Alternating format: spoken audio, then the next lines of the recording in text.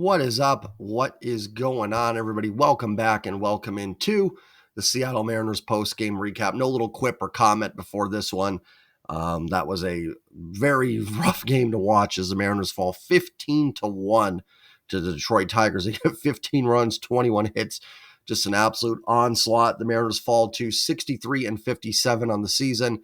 We'll talk about the rest of the division, the wild card, but Houston does win. So the Mariners are a game and a half back in the AL West. Looks like Kansas City is going to lose, but Boston will win. So the Mariners will be two back of the wild card, but they also need to pass Boston as well. So we'll keep an eye, obviously, on both of those races. Before I go any further, do me a favor, comment your thoughts on the game down below. Smash that like button.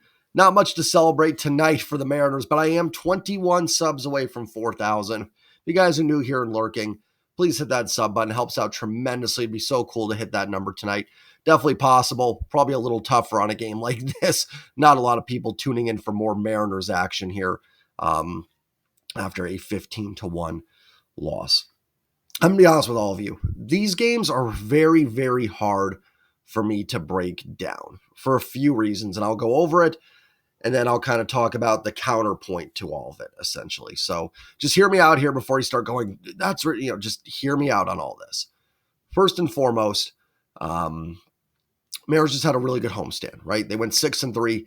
Probably should have done better against the Tigers in the middle there. But overall, a 6-3 homestand we would have taken. They played really well, and they're coming off a sweep of the Mets. Came in today's matchup facing Tarek Skubal, one of the best pitchers in the AL.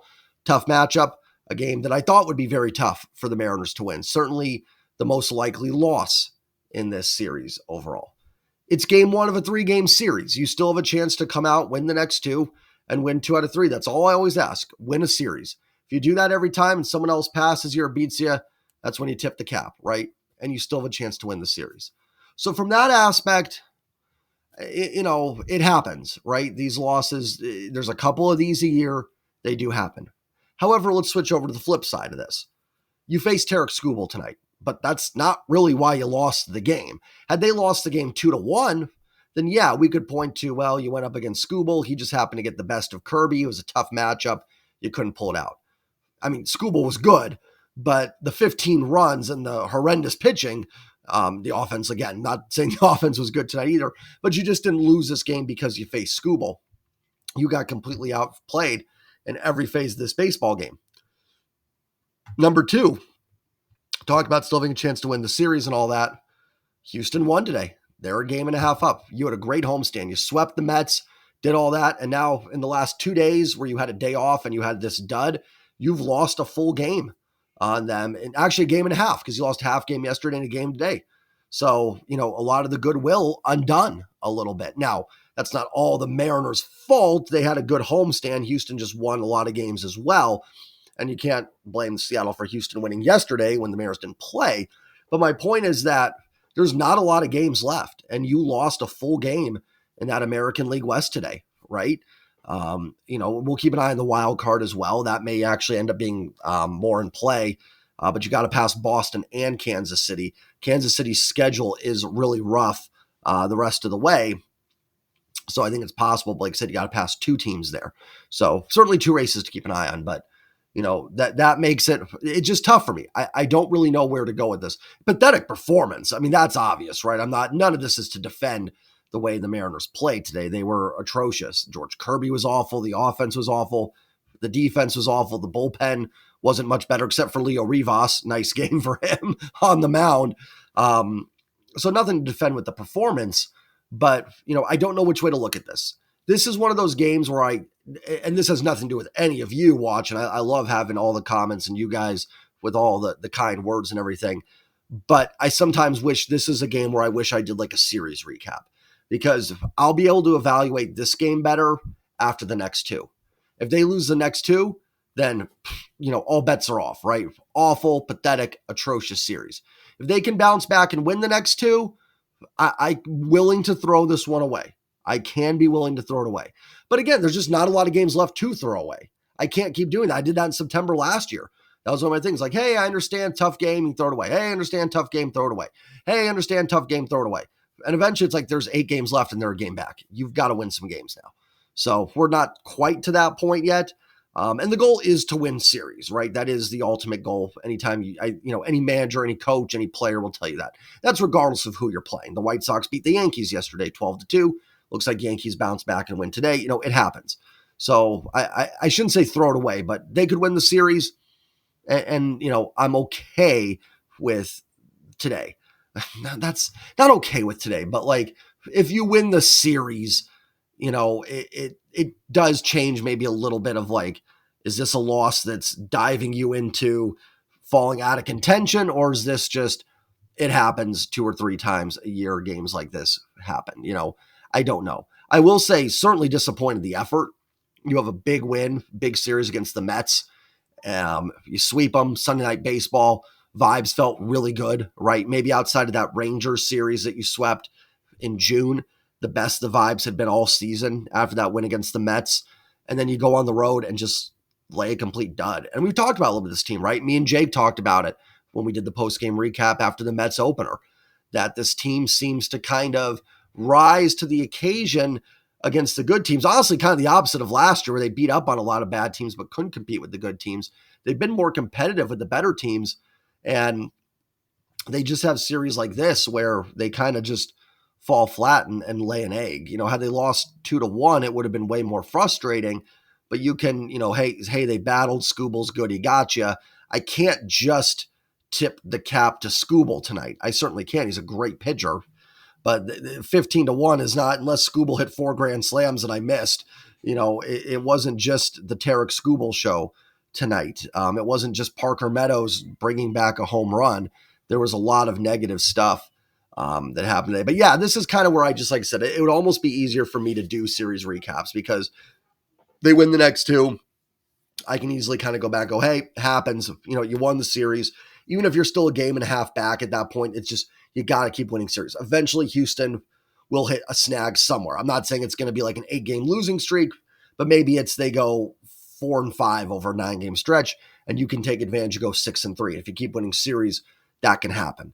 So certainly very disappointing for the Mariners tonight. Like I said, beyond disappointing, awful, awful effort. And that to me is probably my biggest concern here. Not so much the loss, but to come out and play like that is very, very disappointing for this ball club. Let's look over the box score a little bit, then I'll get out of here. George Kirby, 3 2/3, 13 hits, 11 runs, 11 earned, 1 walk, 5 strikeouts, 3 home runs. I honestly wonder if Kirby's tipping pitches with an outing like that. Just awful, awful. Now, listen, there were certainly, one thing the Tigers had last series was they had a lot of ground balls that just became hits. Like everything they put in play seemed to be a hit in Seattle. That was the case tonight a little bit, but then they mixed it in with a bunch of long balls as well. So they essentially did to the Mariners what they did in Seattle and then decided to mix in home runs as well with it, which bad combination. Kirby's defense did not help him for sure. Somehow the Mariners, I think, had no errors in this game. Anybody that watched it knows that wasn't true. There was a bunch of defensive miscues. But Kirby was bad, right? I can't beat around the bush anymore. George Kirby was not good. He has got to be better. That's 2 starts in a row against an offense that is just not very good, that he has gone 8 2/3 total and given up 14 runs. Skewed a little bit by today, certainly. He wasn't this bad in Seattle, but he still wasn't great against them in Seattle. I think it was 5 innings, 3 earned runs, which is fine. Like I can, if a pitcher of Kirby's status, that's going to happen. But tonight is not an acceptable start. That's saying the obvious there, but George Kirby has got to be better. And I talked him up, was leading the AL in F4 tied, but obviously now he's might still be up there, but that ERA balloons up to 3.73. Very disappointing. We see this every now and then from George Kirby, maybe not to this scale with 11 earned runs. And one of the reasons I've talked about before, he did this a couple times last year. I know there's a start in San Diego. And I think he did this one or 2 other times this year. Kirby is so in the strike zone that if he's just off by a little bit, or the velocity just isn't quite there, or a breaking ball just isn't quite breaking well enough, he will be hit. He is susceptible to this. And I think more than other starters in the Mariners staff, because I think Kirby is so reliant on that command control. The Mariners staff has great command control in general. Like even Castillo, who's maybe the most wild, of the Mariners starting pitchers, doesn't walk a lot of batters. You know what I mean? So even their wild pitchers are still throwing a ton of strikes. Logan Gilbert too, Brian Wu, and Bryce Miller. They're all in the strike zone. But for Kirby, it is like that's his thing. I mean, he throws hard, obviously, but it is so much about being in the strike zone that I do think it lends yourself to this every now and then. Again, not this bad, but again, like think about it. Imagine some of those Tigers. Imagine the Mariners make a couple plays, like that throw Robles through to Rojas that would have got the runner out at third. They make that play. There was another play that I think Rojas kind of booted. I think Rivas had a bad throw. There was a play, I think, from Dylan Moore where Turner went to first and so did Kirby, and Turner caught it, and he wasn't on the base, but Kirby was. You put those in there, and Kirby's still bad, but it's probably 6 runs or 7 runs, not 11. So I think that's kind of where you end up getting to the 11. Listen, anytime I think you give up 10 or more runs, there's going to be some BABIP luck in there. You've got to get that many runs on the board. But certainly not a good start from Kirby by any means. It needs to be better. There's 40 games left. You need your starters locked in. The offense has got to be better too. It's been better the last couple of weeks. I'm willing to kind of give the offense a bit of a pass tonight against Skubal. But we know this pitching staff is a strength. And if they're going to get to the playoffs, that cannot become a weakness. I don't think it is, but it certainly was. Kirby was not good tonight. It was, you know what I mean? So he's got to be better. Bullpen-wise, Trent Thornton, 2 innings, 5 hits, 3 runs, 3 earned. The Mariners' pen didn't get too much work in. Taylor goes a third of an inning, gives up home run, 2 hits, and a strikeout. Good inning from Taylor Saucedo. Good to see, shutout inning. Maybe hopefully that can get a little bit of his confidence back, because it'd be nice to have someone you can trust to get out some lefties in clutch situations. So maybe that inning gets Sauce going a little bit. Then Leo Rivas, obviously the ace of the day with a shutout inning. I don't know if you need to make a roster move. I don't think you dug into the bullpen too much, but you do have Brian Wu going tomorrow, who has been susceptible to not going super deep into games. He's been much better lately, 6 2/3 last time out, 7 innings the outing before that. So you feel pretty good with that. But, maybe Thornton, maybe you do DFA Thornton and bring someone up. He's not going to be available tomorrow. I don't know. I know you really don't want to DFA guys, but we'll see. We'll see if they decide to make a move. It would probably be Thornton if they do decide to make a move. So we'll see. Offensively, 2 walks, 12 strikeouts, 3 hits, 21-3 in hits. Goodness. Oh my gosh. Rosarina had a base hit. I actually thought Julio was all right today. Had a double to the wall against Skubal when it was 1-0. So it wasn't like a garbage time double. Of course, they didn't bring Julio home, but that was good to see. He didn't have bat. Clearly he is not running 100%. That's obvious because he had a grounder up the middle that the Tigers, of course, made a web gem play on that they've been doing against the Mariners all season. That's probably a ball that Julio beats out when he's at 100%. I'm sure they've told him to take it easy, especially when it was 11, 13-1, whatever it was. No need to necessarily full-on run that out at that point. But I thought Julio looked all right today. It was good to see some solid contact, encouraging. After the 5 strikeouts where the timing looked really off, Julio was all right today. That was good to see. Garver worked a couple walks, more than anybody else can say. And then Haniger had the RBI single. Haniger's hitting lefties a little bit better. Good to see as well. He could use that down the stretch for sure here. So we'll see. I had another comment I was going to make, and then I was talking about Julio. And the lineup today. Not the best, right? Going against Skubal. Now, doesn't really matter when you give up 15 runs. You could have the 27 Yankees.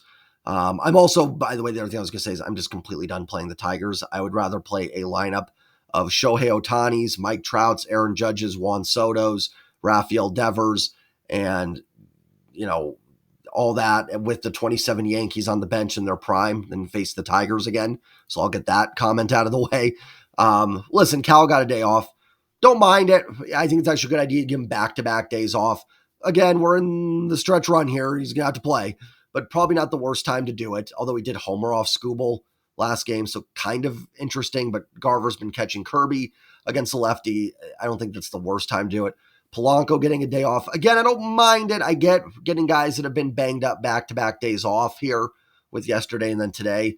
it's just like we're in the stretch run. I'm not saying they shouldn't have days off. You still have to be careful, but kind of in an all hands on deck right now. And not that it would have made a difference tonight, but man, that bottom of the lineup, Rivas and Rojas against Skubal, I mean, that's just a nightmare. Imagine if the game was close.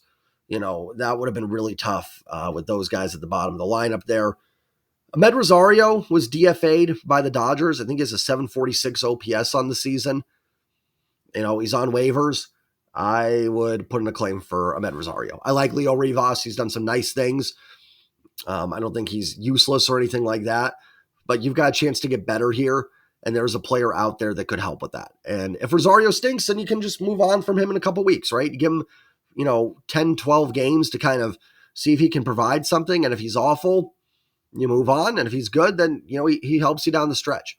So I would definitely, if I was the Mariners now, again, someone could claim him above you. We'll find out, but I would definitely be putting in a claim for Ahmed Rosario. I think any way you can try to get better. He was actually a name that I talked about for the Mariners to look at the deadline. So the Dodgers brought him in. I think Mookie Betts coming back and everything. Of course, he'll be back in time for the Mariners series. Never fails. So they essentially moved on from Rosario. It's worth a pickup for the Mariners. And boy, I'll say this, some of the luck too, man. Skubal twice in a week. You face Skeens next week. It's funny, if you swap the Mets and Tigers series, then you're probably not facing Skubal. And then if you swap like the Tigers and the Pirates series, you don't face Skeens. I'm not trying to make excuses, but just, man, timing sometimes with who you play as well, right? Again, they didn't just lose tonight because of Skubal, so I can't really point to that. But yeah, I would look into Ahmed Rosario for sure. That's all I've got, guys. Got a chance to win the series. My frustration level will certainly be ramped up if they lose tomorrow. I'm frustrated with this loss. It's very, very discouraging to see them come out after playing very well against the Mets and to lay an egg like that. I think if they lost 3-2, I can tip my cap to Skubal and say it's a tough one. But I will say this too. And again, I keep reiterating this. They lost 15-1. Like, the pitching was the main issue. But you're going to be facing Skubals in the playoffs. You won't be facing Skubal, but if you get into the playoffs, let me rephrase that. You're going to face good pitchers. You eventually do have to beat them, right? Like, not saying all the time, but you had 2 games against Skubal. Would have been nice to maybe get one. They face Skubal and Skeens here. It'd be nice to win one of those. You are going to have to beat some good pitching if you want to get in here and make a run. So I'll end on that note. Like, comment, please hit subscribe. 21 subs away from 4,000. Have a great night, everybody. Think about becoming a channel member. Just released another video on there. I'm doing a countdown of my top 10 baseball movies of all time. We've done number 10. Yesterday, I released number 9. So think about becoming a channel member, and I'll have a members-only stream up very, very soon. Take care, everybody. And as always, go Mariners. Peace.